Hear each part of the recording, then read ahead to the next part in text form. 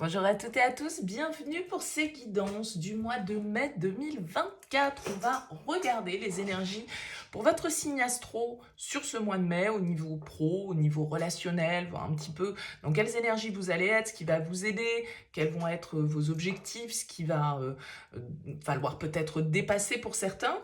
Bien sûr, ça reste une approche générale, donc vous vous y identifiez ou non. Voilà, prenez uniquement si ça vous parle. Allez voir votre signe ascendant, votre signe lunaire. Ça peut vous apporter des compléments, puis essayer de faire un petit peu votre propre adaptation de toutes ces énergies et voir un petit peu comment ça vibre pour vous. Et puis, si ça ne vous parle pas, vous laissez de côté. Si vous souhaitez développer par le biais d'une guidance personnalisée, vous avez mon mail qui apparaît en bas de cette vidéo, lililataro@yahoo.com. Je fais toujours une approche préalable avant notre premier échange pour voir si je cerne bien votre situation.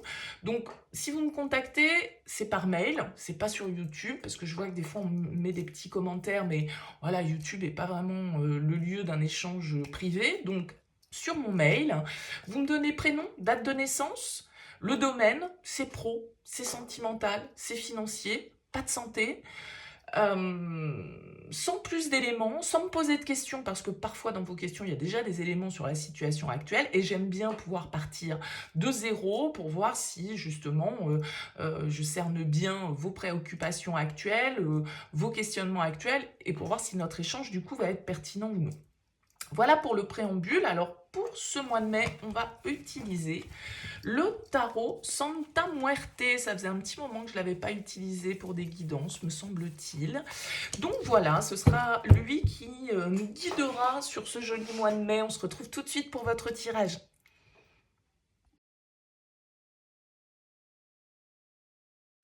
Bienvenue les Gémeaux pour les énergies de ce mois de mai. Alors on regarde ici votre énergie principale, votre objectif, ce qui va vous aider, le défi, le conseil, vos activités, le professionnel, le relationnel ou sentimental, votre vie intérieure et comment vous sortez ici de ce mois de mai pour terminer. Alors vous avez en dos de deck un cavalier d'épée, c'est votre énergie peut-être les Gémeaux, vous êtes un signe d'air, les épées représentant les signes d'air.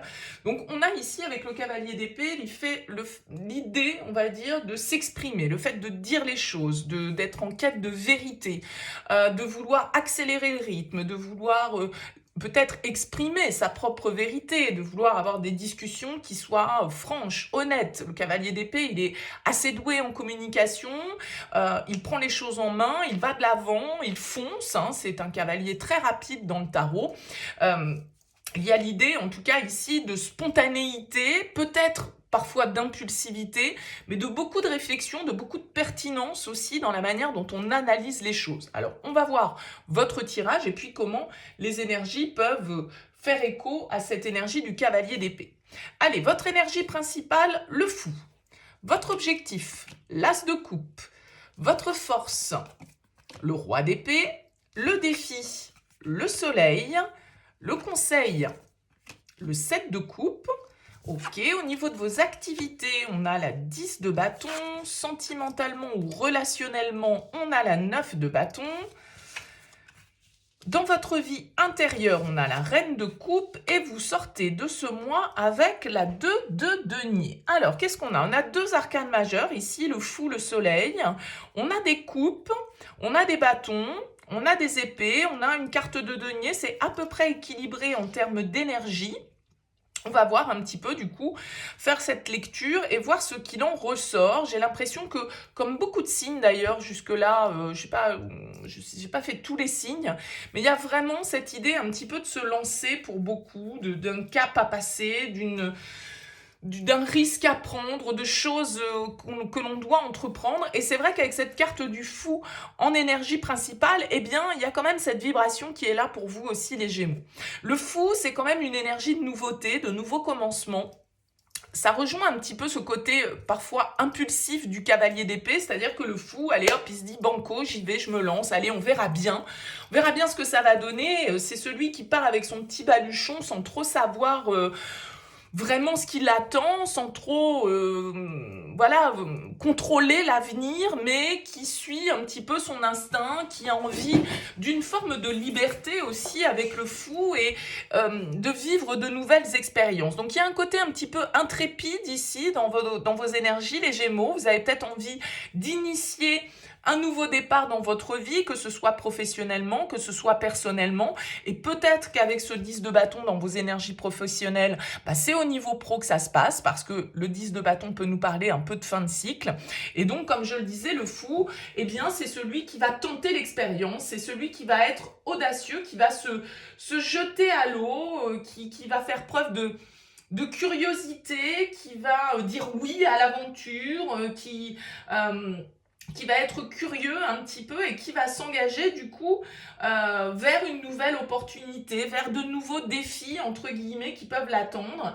Et donc il y a une forme de risque dans cette carte du fou, parce que il fait un petit peu le fou, le saut de l'ange, hein, il part en mode chute libre, et donc forcément ça implique un risque derrière. Donc il y a l'idée d'oser, pour moi, et puis d'oser y aller sans forcément avoir toutes les sécurités en fait, hein. Peut-être que voilà, vous n'êtes pas totalement sûr de la suite, mais en fait c'est une carte qui invite un petit peu à ne pas craindre l'inconnu, à ne pas vouloir tout maîtriser, tout contrôler, et puis à faire preuve justement de ce grain de folie qui est parfois nécessaire, en disant allez hop, je me lance comme je le disais au départ et puis je verrai bien ce que ça donne. Et c'est vrai qu'avec cet as de coupe en objectif, comme je le disais, il y a cette idée de renouveau, d'un cap à passer. Avec l'as de coupe, eh bien on a envie d'être un petit peu plus aligné avec ce qui vibre émotionnellement pour nous. On a envie de faire des choses qui nous plaisent, on a envie de se sentir bien, on a envie de s'apaiser, d'être aligné avec cet as de coupe. On a peut-être un objectif, un rêve, une intuition, comment dire, une créativité ici que l'on souhaite suivre avec cet as de coupe, et puis une forme d'inspiration peut-être que vous ressentez et qui vous donne envie de prendre cet élan vers une nouvelle étape de votre vie, grande ou petite, peu importe, c'est dans la symbolique. Et cet as de coupe, eh bien voilà, il nous dit que vous avez envie d'être en connexion, en adéquation avec votre intuition, avec vos ressentis, et que cet as de coupe, il est plein de créativité, il est plein d'amour sur le principe. C'est pas forcément l'amour avec l'autre, on nous parle pas forcément ici de relationnel ou d'amoureux. Bien sûr, ça peut pour certains d'entre vous, mais j'ai plus l'impression que c'est j'ai envie de vibrer, d'être aligné, on va dire, par rapport à ce qui me plaît, par rapport à ce qui me fait du bien, par rapport à ce qui m'apporte du plaisir, de l'équilibre, de l'harmonie, et qui fait que voilà, je me sens vibrer, je me sens à ma juste place avec cet as de coupe. Donc il y a une envie de renouveau, il y a envie de se lancer vers une nouvelle expérience, vers un nouveau domaine que vous ne connaissez pas, parce que le fou, il est totalement, on va dire, inexpérimenté, d'accord? Mais malgré tout, il ose. C'est aussi cette prise de risque peut-être qu'on vous demande un petit peu d'embrasser sur ce mois de mai. Et malgré, on va dire, le fait, cette intrépidité qui peut ressortir avec le fou, je pense quand même qu'avec un roi d'épée en force, bon, voilà, il y a quand même une forme de calcul et de stratégie qui est là. C'est-à-dire que, ok, peut-être que ce fou, c'est un petit peu ce premier pas que vous devez faire, mais malgré tout, je pense que ce premier pas, il est sagement réfléchi, parce que le roi d'épée, c'est pas celui qui fait tout et n'importe quoi. Le roi d'épée, c'est celui qui calcule, c'est celui qui examine, c'est celui qui analyse, c'est celui qui juge le plus clairement possible d'une situation. Le roi d'épée, il est capable de poser un jugement, de prendre une décision qui est difficile et de le faire en toute objectivité, en toute neutralité. Alors encore une fois, ce roi d'épée, comme ce cavalier d'épée, ça peut être votre vibration en tant que signe d'air, mais ça peut être bien sûr aussi quelqu'un autour de vous qui vous conseille, quelqu'un qui a les connaissances, qui a l'expérience et qui du coup vous oriente de la bonne manière, qui vous éclaire, qui vous apporte des informations et un savoir que vous ne détenez peut-être pas vous-même et qui vous permet d'enclencher ici ce premier pas. Mais bien sûr, ça peut être vous qui détenez ce savoir, cette connaissance. Ça peut être vous qui avez justement la capacité d'analyse et la bonne stratégie, on va dire, à mettre en place pour que cette nouvelle étape de vie puisse se concrétiser un petit peu plus dans la matière. Même si je pense que sur ce mois de mai, vous n'êtes pas encore dans la matière, parce qu'on a très peu de deniers, on n'en a qu'un, il est à la sortie du mois. Donc je pense que tout ça, c'est en train de se mettre en place dans votre tête, votre réflexion se peaufine, votre réflexion grandit, vous sentez que vous êtes appelé peut-être dans une nouvelle direction. Maintenant, la concrétisation et la matérialisation des choses, c'est peut-être la prochaine étape. Mais c'est peut-être pas du coup sur ce mois de mai que les choses se passent. Vous êtes plus, je pense, ici, sur cette période, en train de réfléchir et d'analyser et de préparer et de mettre en place votre plan, ok, que de l'appliquer dans vraiment la pratique, ok? Ce qui peut vous défier avec cette carte du soleil ici, c'est peut-être un manque de confiance. C'est peut-être un manque d'optimisme. Le soleil en défi, il va nous dire, voilà, est-ce que on y croit? Est-ce que on est dans une démarche positive? Est-ce qu'on est, comment dire, est-ce qu'on est sûr de soi? Est-ce qu'on est confiant par rapport à ça? Est-ce qu'on a toutes les informations d'ailleurs? Si vous n'avez pas toutes les informations, avec un cavalier et un roi d'épée, vous êtes parfaitement capable ici d'aller les chercher. C'est peut-être ça qu'on vous dit ici avec ce roi d'épée en force, que de toute façon, vous avez la capacité d'aller chercher les éléments qui vous manquent à votre réflexion et que votre capacité d'analyse et votre intelligence stratégique, vous allez savoir en faire bon usage. Maintenant, avec le soleil, effectivement, peut-être qu'il y a certaines zones d'ombre que vous ne maîtrisez pas, peut-être que tout n'est pas limpide et clair, peut-être que, effectivement, vous avez des doutes sur votre capacité à mener les choses à bien, sur votre capacité à réussir et à obtenir ce que vous voulez, mais avec le soleil en défi, on vous demande un petit peu d'y croire, on vous demande d'être optimiste sur l'avenir, d'oser justement prendre le risque parce que c'est a priori ce qui vous semble peut-être le plus juste stratégiquement à faire aujourd'hui. Maintenant, effectivement, il faut aussi y mettre de l'énergie créatrice et il faut aussi y croire, bien sûr, pour que les choses puissent se réaliser. Le 7 de coupe, en conseil, il vous dit, eh bien voilà, vous êtes face au carrefour, il y a plusieurs chemins qui se présentent à vous, plusieurs options qui se présentent à vous. Il va falloir les analyser le plus justement possible, capacité que vous avez parfaitement avec ce roi d'épée, et il va falloir choisir derrière, parce que le 7 de coupe, c'est la carte un peu des choix multiples, des différentes possibilités, comme je le disais, le carrefour, voilà, qu'est-ce que vous faites, quelle route prenez-vous?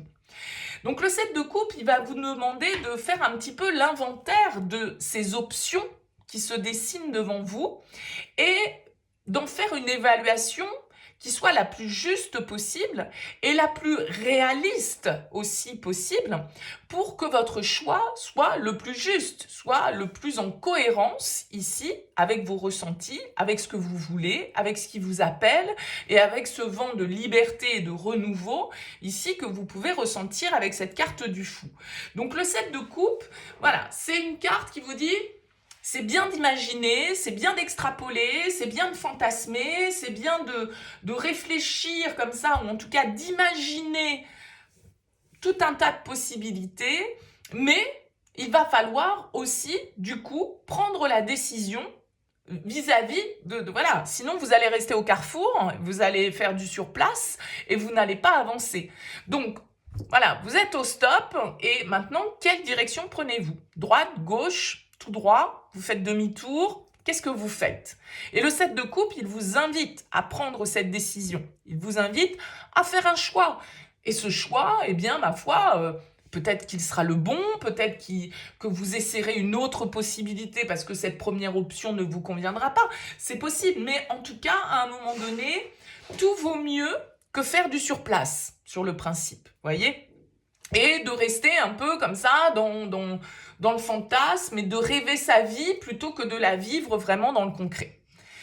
Je le disais tout à l'heure, ça peut être au niveau professionnel que ça se passe pour vous, puisque vous avez la 10 de bâton dans votre secteur des activités. Et la 10 de bâton, c'est une carte qui nous dit que vous êtes arrivé un petit peu au bout d'une situation, et une situation qui peut être un petit peu pesante.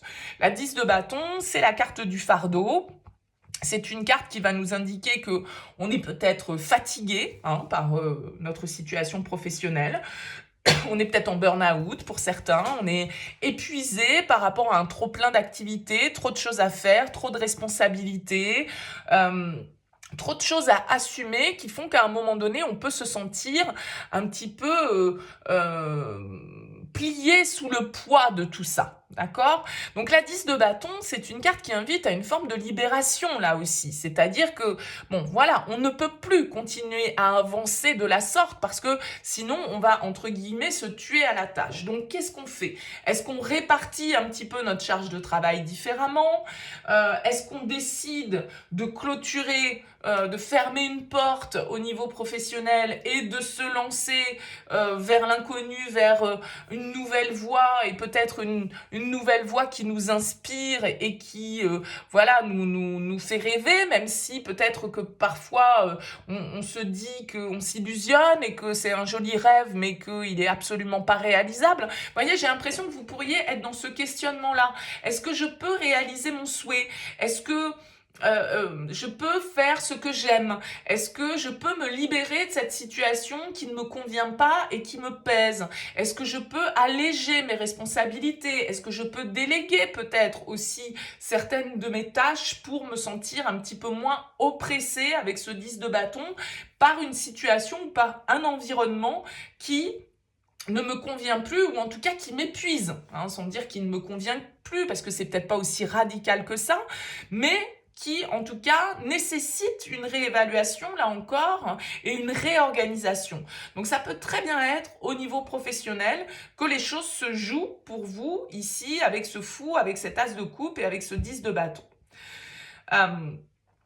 La 10 de bâton, comme je l'indiquais, c'est, comme tous les 10, une carte de fin de cycle. C'est-à-dire qu'on arrive au bout d'une étape. Je le disais au départ, ce mois de mai fait ressortir pour beaucoup de signes le fait qu'il y ait un cap à passer, qu'il y ait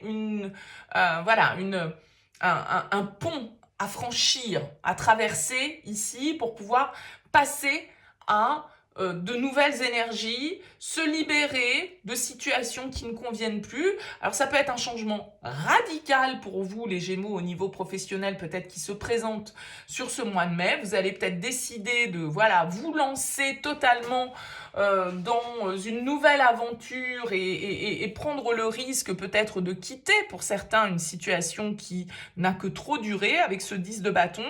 En tout cas, voilà, il y a cette énergie un petit peu, encore une fois, de cap, de fin pour un renouveau. Et cette symbolique est très présente sur ce mois de mai. Au niveau relationnel, sentimental, mais c'est pas forcément sentimental, on a la 9 de bâton. Bon, la 9 de bâton, on va être clair, c'est pas forcément l'énergie la plus romantique du tarot. La 9 de bâton, elle va nous indiquer plutôt une forme un petit peu de fatigue aussi avec cette carte parce que on a l'impression de devoir se battre pour tout, on a l'impression d'être un petit peu sur tous les fronts, de pas forcément être soutenu. On est avec ce 9 de bâton dans une attitude un petit peu défensive où on se protège, où on est prudent, où on a déjà en fait livré quelques batailles et ces batailles, elles nous ont laissé quelques cicatrices, quelques marques et du coup, on n'est pas totalement prêt à à laisser passer, vous voyez, il y a comme cette idée, pour moi, je ne sais pas comment l'exprimer, mais comme cette idée un petit peu d'une barricade, d'une protection, d'une carapace que l'on met, parce que justement, on ne veut pas forcément se laisser envahir avec cette carte du 9 de bâton. Donc, il peut y avoir dans vos énergies, avec votre relationnel, une attitude comme ça, un petit peu protectrice. Vous avez peut-être besoin sur ce mois de mai d'un petit peu plus d'indépendance, d'un petit peu plus d'autonomie, d'un petit peu plus de solitude même tout simplement, pour pouvoir peut-être livrer les batailles que vous avez à livrer et qui se passent dans des sphères qui sont autres que l'amour et les sentiments, hein, tout simplement. Ça ne veut pas dire qu'il n'y en a pas. Ça veut juste dire que, voilà, à un moment donné, vous êtes peut-être un petit peu plus en mode solo sur ce mois de mai parce que vous livrez des batailles ici qui sont dans un domaine de vie autre et du coup, voilà, vous n'êtes pas peut-être forcément hyper ouvert au niveau émotionnel sur ce mois de mai, mais bon, il n'y a rien de dramatique avec la 9 de bâton, simplement, il peut y avoir une idée un petit peu comme ça de... Moi, je le vois souvent comme un peu une carte d'amertume, le 9 de bâton, parce que, comme je le disais, on a déjà bataillé, on a déjà livré, fait beaucoup d'efforts, en fait, dans une situation. Alors peut-être que là, c'est le dernier cap un petit peu à passer. Mais du coup, il y a cette amertume qui ressort pour moi un petit peu derrière parce qu'on se dit, mais bon, tout ça pourquoi? Tout ça pour ça? Tout ça pour... Vous voyez, vous pouvez être en train de vous interroger un petit peu sur les efforts que vous avez envie de fournir aussi au niveau relationnel avec les gens qui vous entourent, que ce soit amoureusement parlant, amicalement parlant, ou même du coup professionnellement parlant, parce qu'il est évident que le relationnel, il englobe aussi les gens avec lesquels on travaille, et souvent des gens d'ailleurs avec lesquels on passe beaucoup de temps dans notre vie, tout compte fait, hein. Donc à vous de voir un petit peu comment ça vibre. Intérieurement, vous avez la reine de coupe. Moi, je pense que cette reine de coupe, elle rejoint votre objectif qui est l'as de coupe. C'est-à-dire que il y a comme une compréhension ici, chez vous, ce mois-ci, et une écoute, en fait. Vous vous écoutez. Soit vous avez des épées dans votre tirage, c'est-à-dire que vous êtes un signe d'air, donc un signe qui est beaucoup dans le mental, dans la réflexion, dans le besoin de contrôler, dans le besoin d'analyser un petit peu tout, et puis peut-être aussi parce qu'on a envie de maîtriser et de sécuriser au maximum les choses. Mais avec cette reine de coupe dans votre vie intérieure, je pense qu'il y a comme une compréhension que, en fait, ce qui compte, c'est comment vous vous sentez. C'est ce que vous ressentez, c'est votre sensibilité, c'est ce qui vous plaît, c'est ce qui vous fait du bien. Il peut vraiment y avoir une forme de créativité qui se développe chez vous. Vous laissez peut-être plus de place. Bon, vous avez quand même un roi d'épée en force, hein, donc... voilà, il y a la logique toujours, l'analyse toujours, mais peut-être que dans cet aspect-là de votre personnalité, eh bien, vous y mettez un petit peu plus de spontanéité, de sensibilité et de créativité.